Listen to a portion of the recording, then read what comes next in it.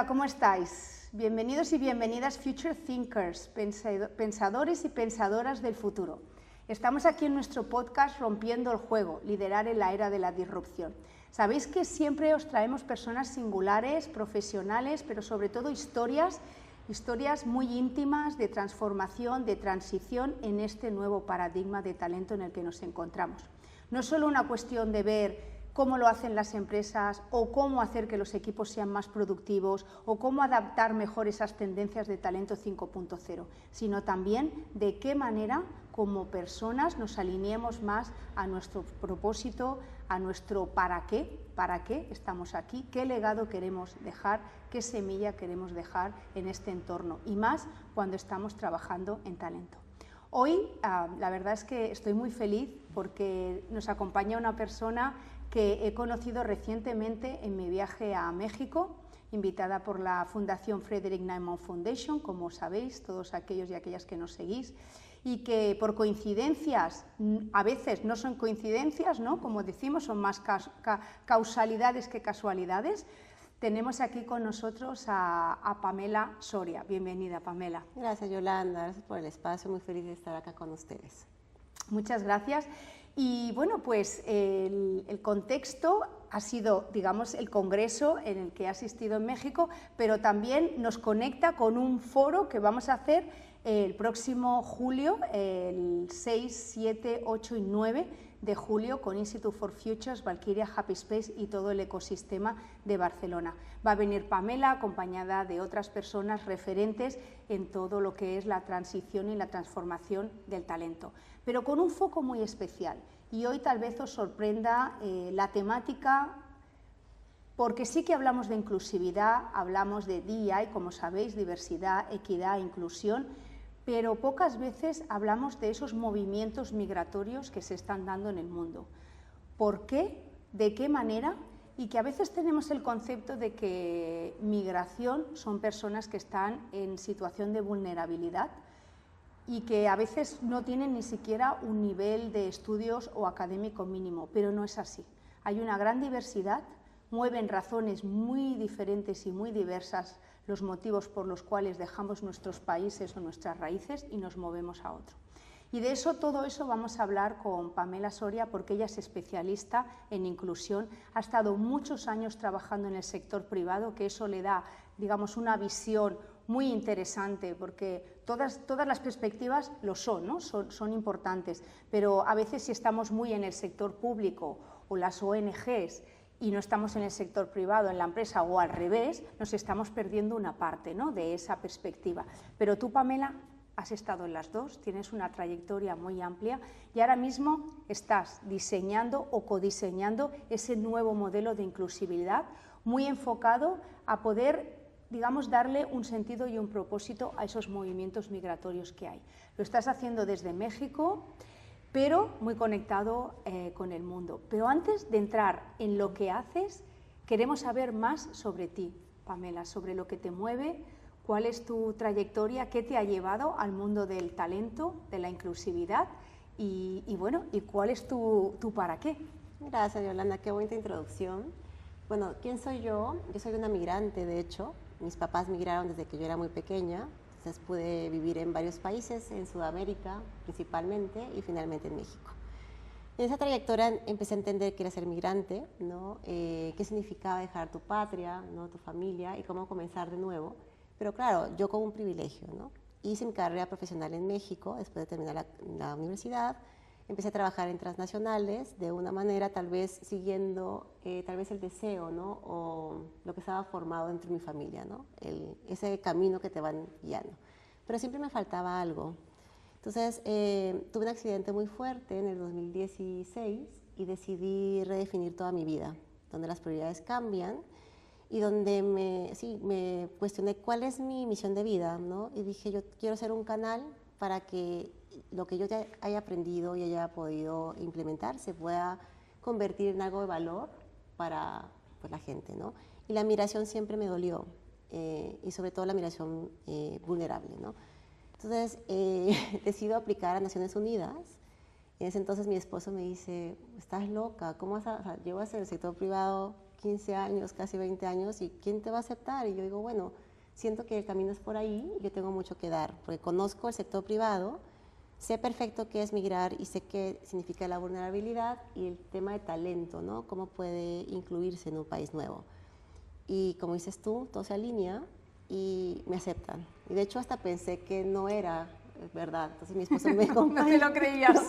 De hecho mi esposo me acompañó el primer día para ver si era real lo que estaba pasando, porque en México hay también un tema bien fuerte de estas posiciones de trabajo que realmente no existen, ¿no? Y pues llegué y sí estaba la bandera de Naciones Ahí Unidas. te salió un poco la impostora, ¿eh? De decir, ¿esto me lo creo o no me lo creo? Totalmente. Y pues nada, llego y sí era. Y dije, bueno, pues acá tengo que hacer algo. Y empiezo a trabajar en temas de inclusión laboral para población refugiada, específicamente. Desde Naciones Unidas. Exacto, desde ACNUR en México. Y trabajo en temas de soluciones duraderas, que es inclusión económica, ¿no? E integración. Y empiezo a entender qué pasaba con estos flujos migratorios y también quiénes venían, ¿no? Porque venían, de hecho en el primer análisis que yo hago, habían 100 nacionalidades diferentes que llegaban a México a pedir refugio. Wow. Y eso era mucha gente obviamente de Centroamérica, ¿no? Sudamérica, pero también eran transatlánticos, ¿no? Un tema de barrera de idioma, ¿no? Donde empecé a analizar cuál es lo que tú decías, ¿no? Cuál es este bagaje ya de trabajo que tienen, y habían profesionales, ¿no? Gente que había trabajado en el campo. Y dije, no, acá tenemos que empezar a hablar con el sector privado sobre talento, sobre sectores, ¿no? Sobre cómo recuperar toda esta maleta que tienen, esa mochila cargada de cosas positivas. Y empezamos a hacer un proyecto y mi jefe, que también era bastante abierto, una persona alemana, me dice, pues vas, intentemos. Y empezamos con 20 empresas, luego 100, luego 200, 400, wow. Y empezamos a ver que había un movimiento muy interesante, realmente de voluntad, lo que tú decías. Desde cualquier rol, la gente realmente puede hacer mucho, ¿no? A veces no saben cómo hacerlo, pero cuando tú pones la guía, el mapa, se convierte en algo maravilloso. Y bueno, empieza esto como a avanzar. Realmente el empresariado mexicano tiene una voluntad enorme y tiene la capacidad de hacerlo, ¿no? Y empezamos a ver, pues no sé, transformaciones de procesos de reclutamiento, cambios en sistemas. Dije, esto se puede hacer aún más grande, ¿no? Y ahí decido yo dejar ciertas cosas porque tengo familia y dije, necesito espacio para mis hijos y decido, como primera vez que me lo habían dicho, ¿por qué no eres consultora? Yo decía, pero consultora, ¿cómo voy a hacer esto? Y pues me pongo así, digo... Tirarse al vacío, ¿eh? Totalmente. También. Dije, ¿por qué no? Bueno, me tomé 2 meses de sabático. Claro, importante. Importante. Redefino y me lanzo como consultora y empiezan a abrir oportunidades enormes, ¿no? Wow. Y donde me empiezo a posicionar como esta especialista en inclusión laboral o económica y con el vínculo del sector privado. Y el sector privado no solamente es una empresa, ¿no? Son cámaras, son asociaciones, ¿no? Son organismos de gobierno que ven el tema del sector privado. Y empezamos a generar un modelo, y yo genero un modelo basado en lo que aprendí en ACNUR, un modelo de inclusión, y digo, ¿qué tal si eso se puede adaptar en cualquier población vulnerable? Y así fue. Entonces comienzo con juventudes, hago el mismo modelo, esta fórmula mágica, y empieza también a evolucionar, ¿no? Y ahí es donde yo entro a mi trabajo actual, donde veo población joven vulnerable, que es una dinámica un poco diferente porque son locales, pero con otros tipos de retos muy fuertes y sobre todo, Yolanda, son retos de corazón y de alma, ¿no? Claro. Es gente en un contexto adverso, ¿no? Es gente vulnerable no porque ellos lo decidieron, sino el contexto del país no permite su desarrollo y donde están rotos, ¿no? Y decimos, aparte de este tema de inclusión, ¿qué hacemos para que ellos también estén fuertes, ¿no? Y se genera también un proyecto bien interesante a través de 27 ONGs, donde se dan capacidades técnicas y donde yo empiezo a entender que mi modelo sí funciona.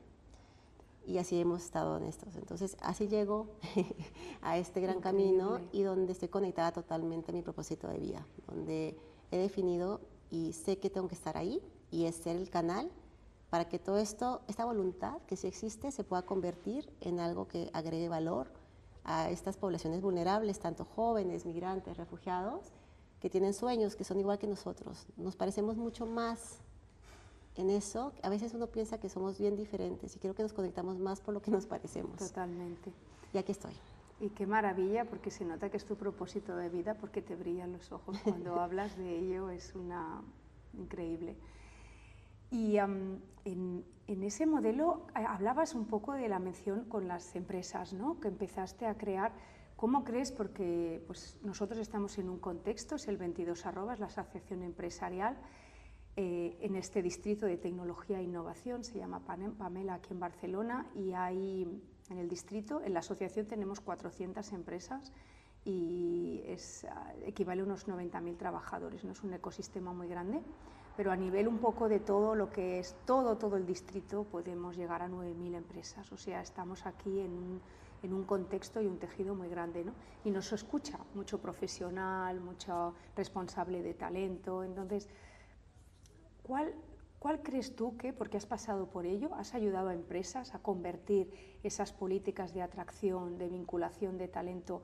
Realmente lo están pasando muy mal ahora los responsables de talento porque intentan atraer, hay mucha competencia, ya no es un tema solo de sueldos, sino condiciones, de bienestar, de muchos otros factores que las nuevas generaciones especialmente están poniendo en valor, afortunadamente, y se ven en una situación de jaque mate, porque la empresa, la organización les está pidiendo una cosa, pero luego ellos como modelo de talento, lo que han hecho durante, o sea, el modelo que hemos seguido durante los 20, 30 años anteriores, ahora ya no está funcionando. Y la gente se va, inviertes en un talento, viene, y a menos de 1 año y medio que empiezas tú a tener realmente una devolución de ese aprendizaje, ese talento se te marcha.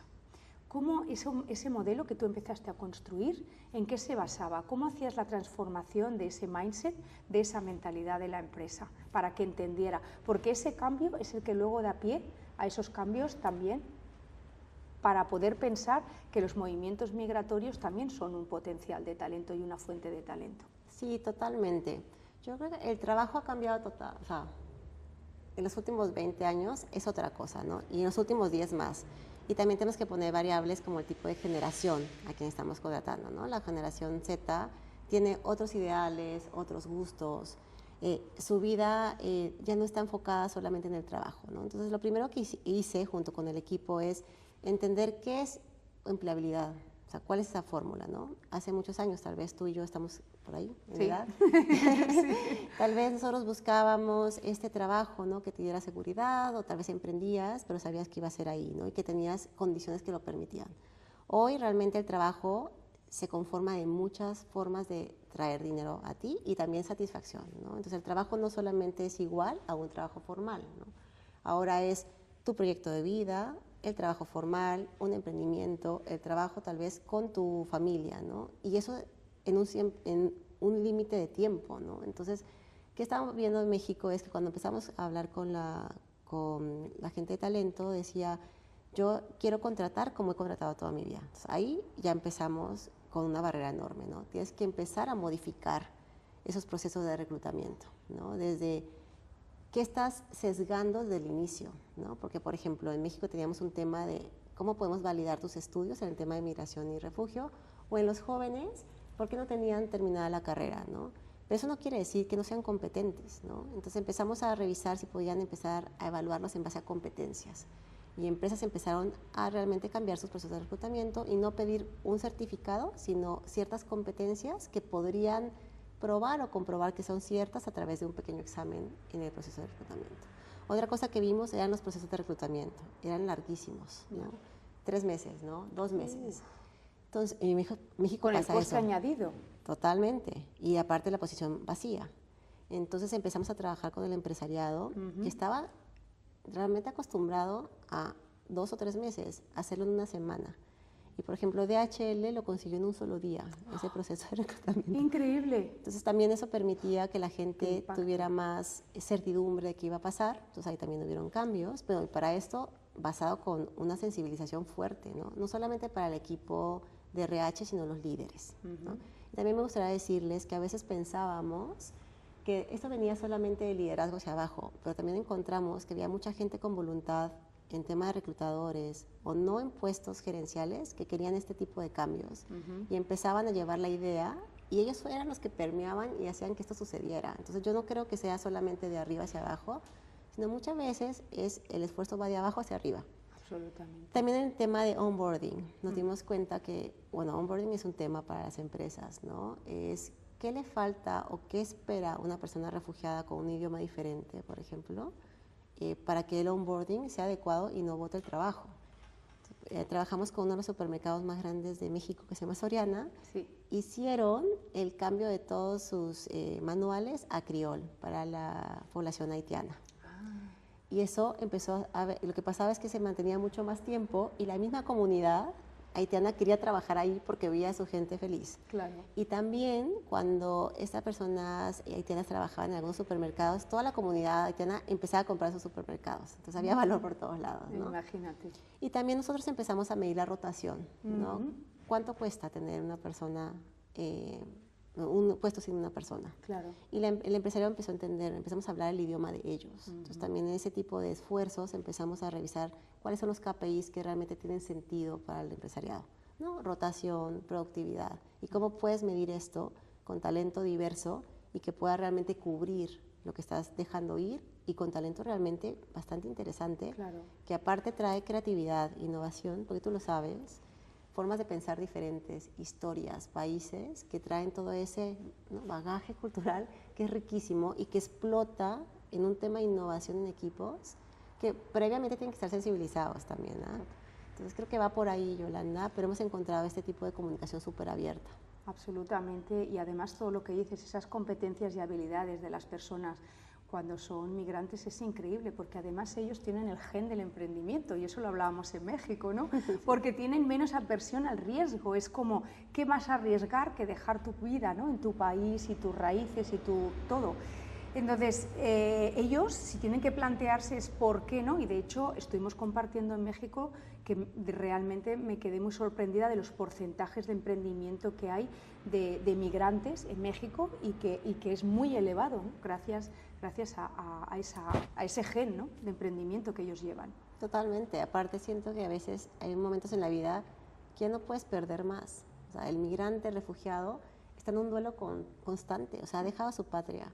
Se ha perdido él mismo, o sea, en el trayecto migratorio ya no eres la misma persona. Entonces, ese duelo yo creo que lo conviertes, eres más resiliente y ¿qué vas a perder? Entonces, creo que tienen todas las ganas, también actitudes, habilidades para poder hacerlo. Y sí, en México es uno de los caminos. En esta gran fórmula de inclusión económica, el emprendimiento juega un papel súper grande y aparte es necesario porque el salario mínimo en México es corto. Entonces no vas a sobrevivir una familia con esto. Entonces No. tienen que también dar espacio para que estas dos cosas funcionen. Claro. Y ahí empieza el empresariado con ofertas laborales flexibles, ¿no? Claro. O sea, por ejemplo, Inditex, que hemos trabajado ya varios años, comenzamos con la primera... ese es un caso divino.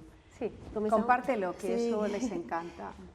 Comenzamos en México, cuando trabajaba en ACNUR, en ver qué empresas pueden tener la posibilidad de esta inclusión también mucho más acompañada, ¿no? Y Inditex tiene un programa que se llama Salta para jóvenes vulnerables, pero no habían hecho esto con migrantes ni refugiados.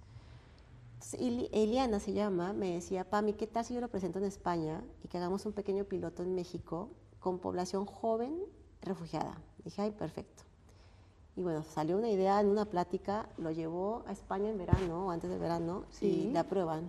Wow. Entonces, llega y me dijo, pues vamos. Modifican el tema de documentos, ¿no? Porque no conocían cuál era la documentación de una persona refugiada, ¿no? Que era una TBRH, si tenía permiso para trabajar o no, etcétera. Y pues hizo todos los cambios que requería hacer. Y hacemos el primer grupo de 30 chicos y entran y la verdad era una cosa impresionante. No botaban el trabajo, la rotación bajó, los chicos empezaron a crecer, o sea, después de un año seguían contratados y dijimos, Wow. ahí está, ¿no? Ya los captaron como talento, ¿no?, para la organización. Totalmente. Y también hubieron posiciones flexibles, o sea, eran tal vez horarios de solo 24 horas a la semana, dividido en 3 o iba en 4 días. O sea, a la persona refugiado migrante le permitía tener un segundo emprendimiento, ¿no? Maravilloso. Otro income, y estaba tranquilo porque aparte el sector privado, cuando estás contratado de manera formal, tienes acceso a salud, ¿no? Claro. A educación para tus hijos. Te permite un mínimo, ¿no? Exacto, entonces era esa balanza preciosa. Y luego Ileana presenta esto, y de hecho me enteré en el foro del mes pasado, Sí.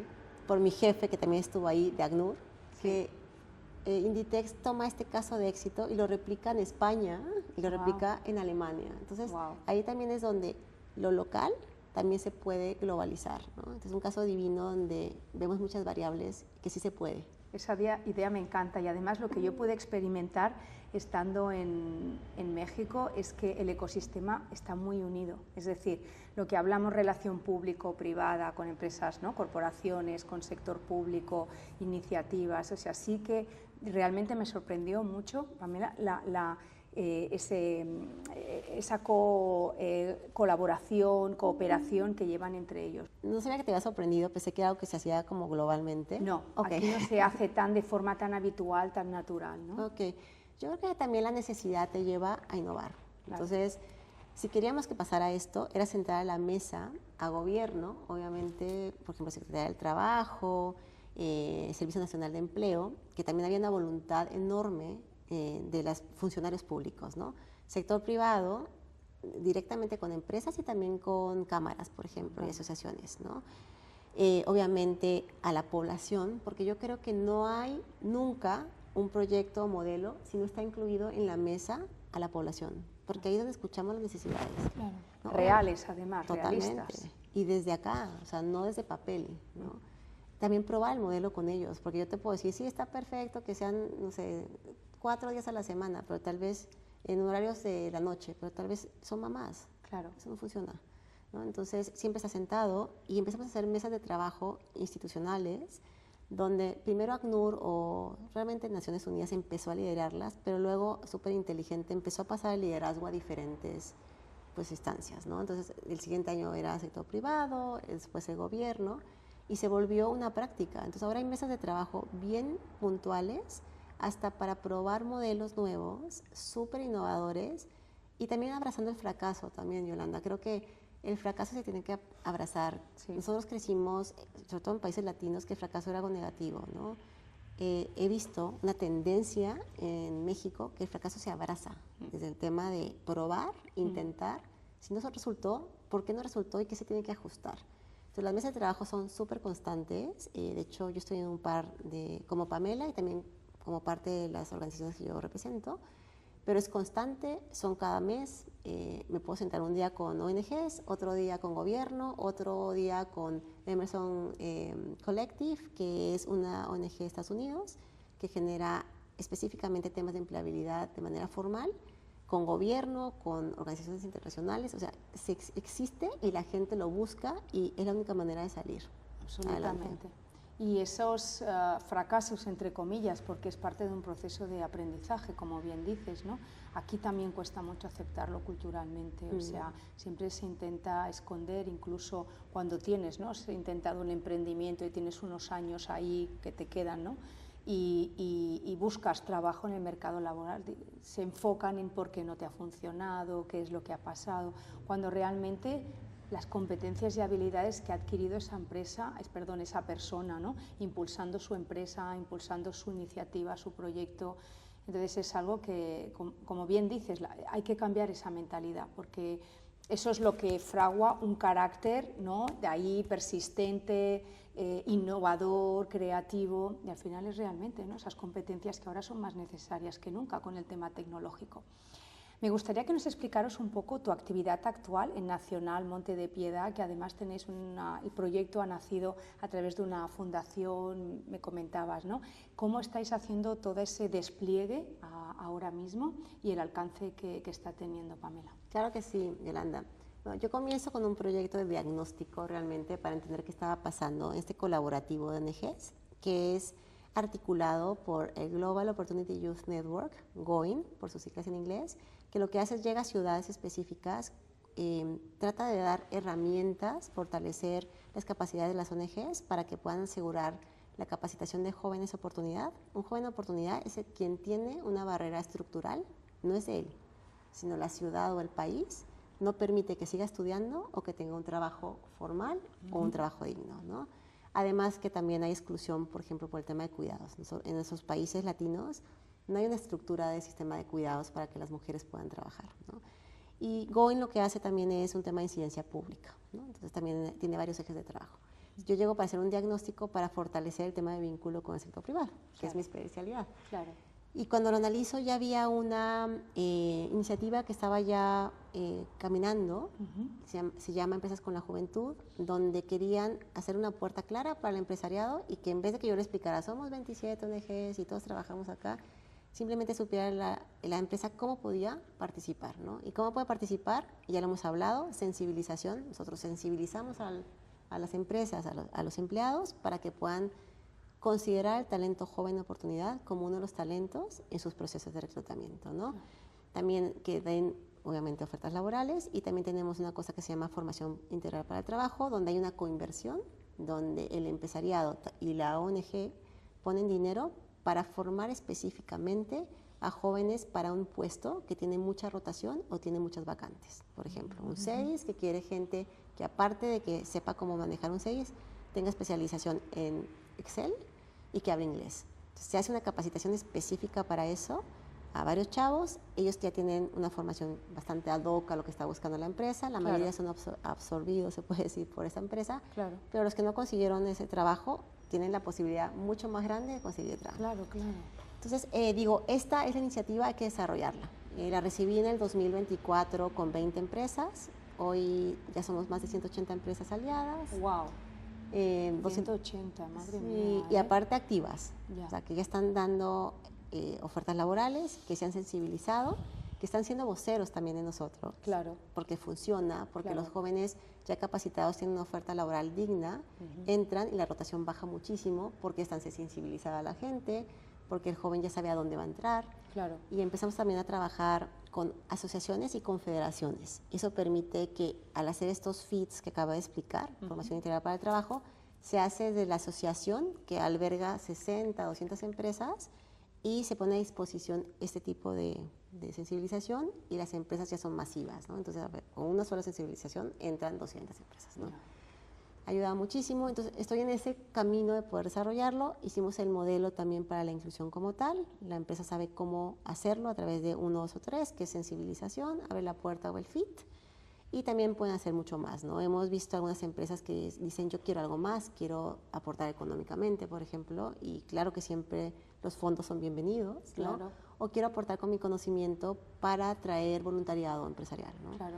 Se ha formado un grupo de valor, ¿no? En todo sentido. Y también eso me ha permitido también ver opciones, por ejemplo, de migración y refugio para jóvenes, ¿no? Y Fundación Hilton, que es parte de los donadores, ha decidido invertir también en un proceso de generar un modelo con una de estas ONGs de cómo asegurar que los jóvenes refugiados y migrantes entren en todas las capacitaciones que se tienen y que puedan tener acceso a empleo.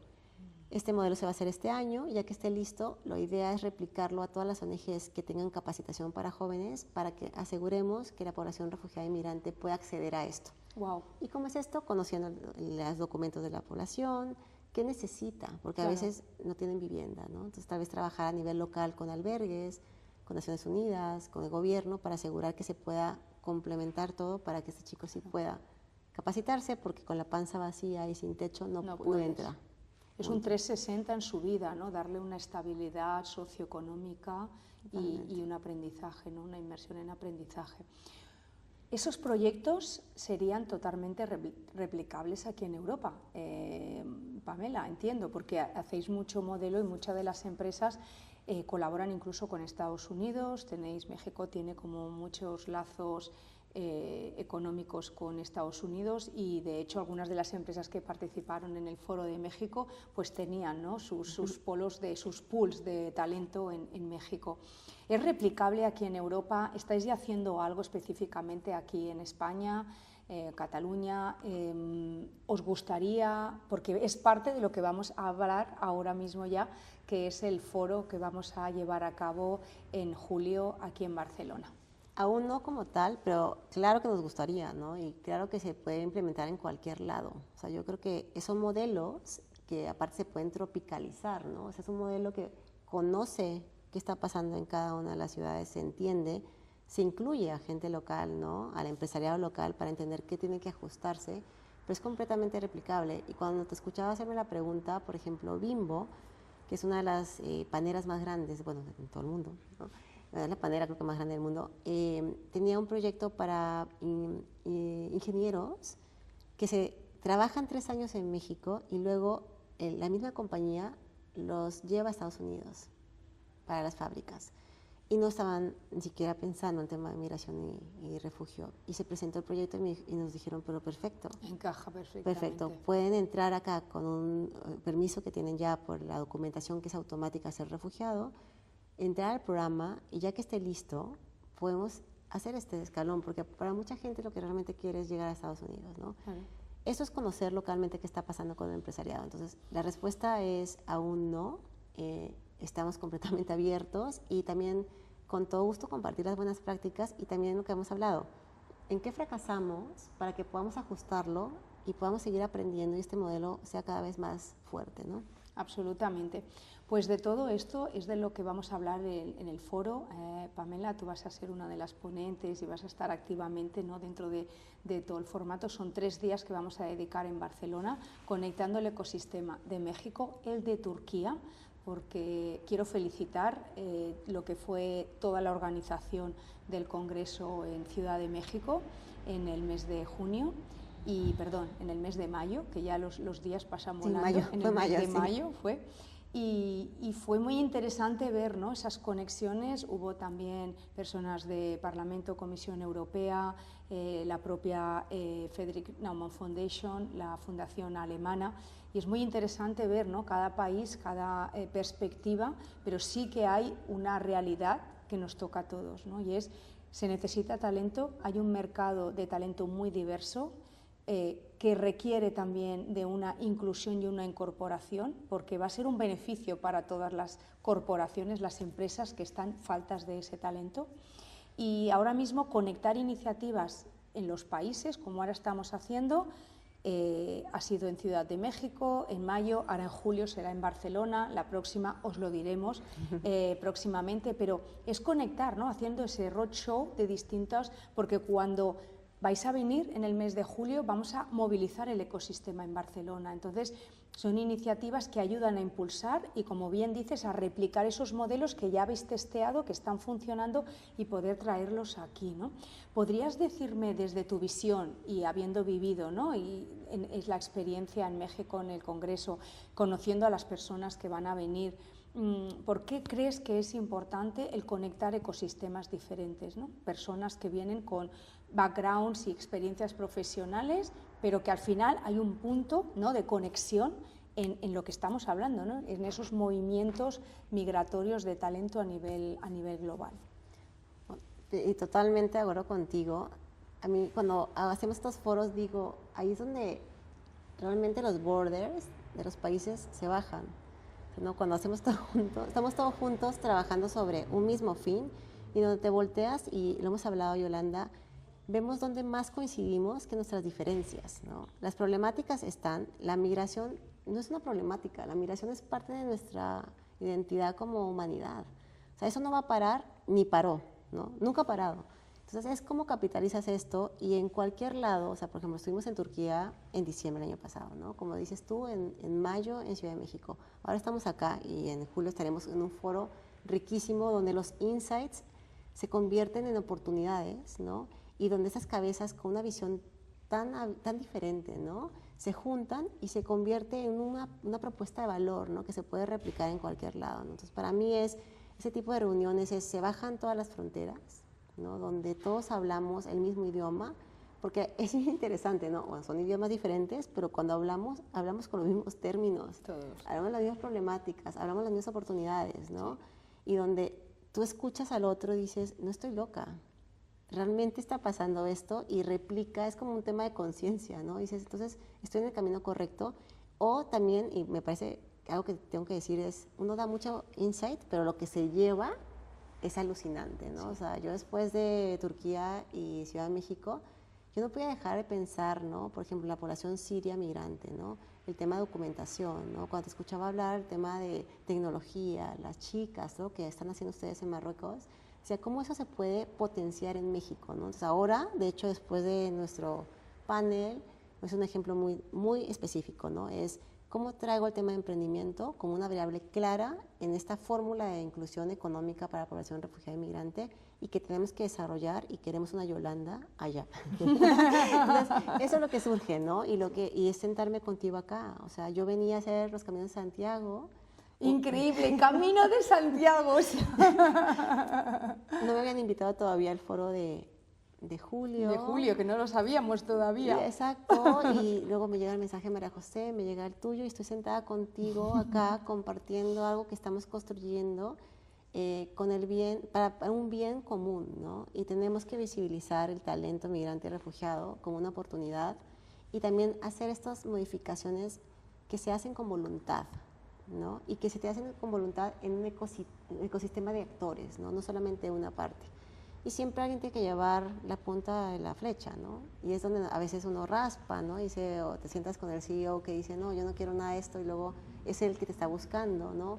O es el vocero, después tú lo escuchas en un comité de RH de alto nivel, hablando lo que hizo hace 6 meses, cuando él era la principal como barrera, ¿no? Exacto. Entonces sí, creo que es algo súper rico. Ya transformado, ¿no? Totalmente. Habla desde otra perspectiva. Desde la conexión, desde que todos queremos hacer el bien al final, solo que a veces no sabemos cómo. Sí, sí. Y cuando se encuentran las posibilidades o un mapa es más fácil subirte a eso, ¿no? Absolutamente. Vamos a contar como en 2 líneas, si te parece, Pamela, un poco en qué va a consistir el foro, que no es tanto, digamos, explicaros agenda, pero sí el formato, porque desde aquí os lanzamos la invitación, tendréis el link para poder ver el programa, inscribiros, pero es muy importante el contexto que vamos a crear de conexión internacional aquí en Barcelona, donde primero vamos a dar una introducción y un contexto de todo. Lo vamos a hacer acompañados por el apoyo que tenemos de Frederick Naumann Foundation, vuestra perspectiva desde México y desde Turquía a nivel de movimientos migratorios. Vamos también a aportar, como decía, la que está ocurriendo en el Mediterráneo, en el norte de África, que nosotros llevamos más de 15 años trabajando y colaborando allí. También vamos a traer esa voz, ¿no? que Marruecos es el canal de entrada de toda África para las oportunidades de ocupación e integración laboral. Vamos a tener personas que están trabajando en proyectos europeos y vamos a ver cómo también las líneas de la Comisión Europea están yendo hacia cómo conectar esas iniciativas de integración a nivel de migración global. Pero sobre todo, ¿verdad, Pam? Va a ser muy práctico, muy hands-on, que es lo que queremos, ¿no? Que las personas que asistan puedan debatir, puedan compartir y sesiones muy interactivas. Totalmente, donde hay un intercambio real, ¿no? Porque a veces hay foros donde hay gente panelista y no hay esa interacción. Creo que lo que se está logrando es que ustedes como empresarios, como organizaciones internacionales, ONGs, puedan participar de esta plática, ¿no? Y aparte con sus ideas, y se puede construir ya en eso, ¿no? Otra cosa que me parece increíble es que son cosas que ya pasaron, ¿no?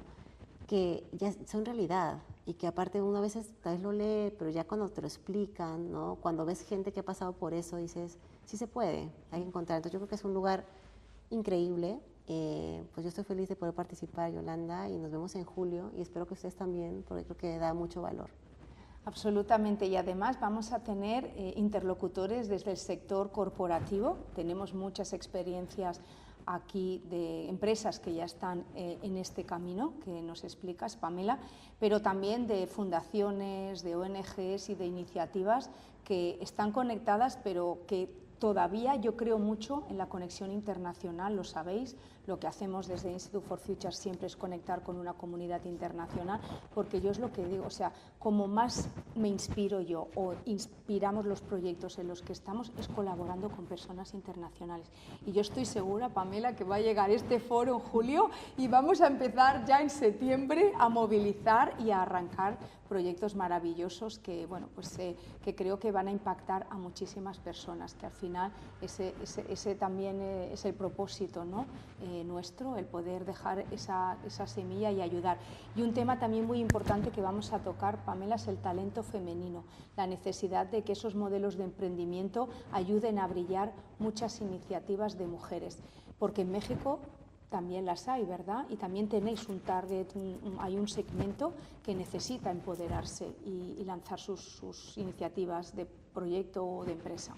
Totalmente. De hecho, es una de las poblaciones para mí como con más barreras, ¿no? O sea, por ejemplo, en México el tema del sistema de cuidados es súper limitado. Entonces hay muchas personas, mujeres, que quieren trabajar y no lo logran porque por la maternidad no tienen dónde dejar a sus hijos, ¿no?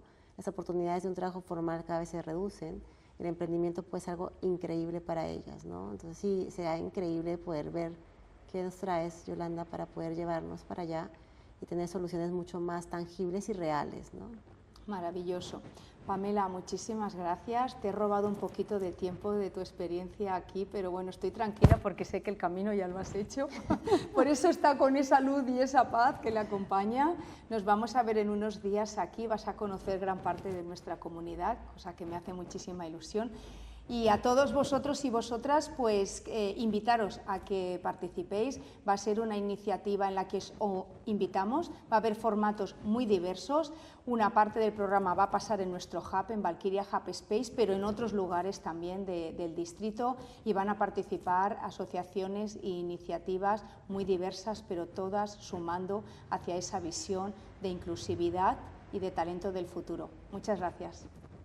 Gracias, Yolanda. Gracias, Pamela.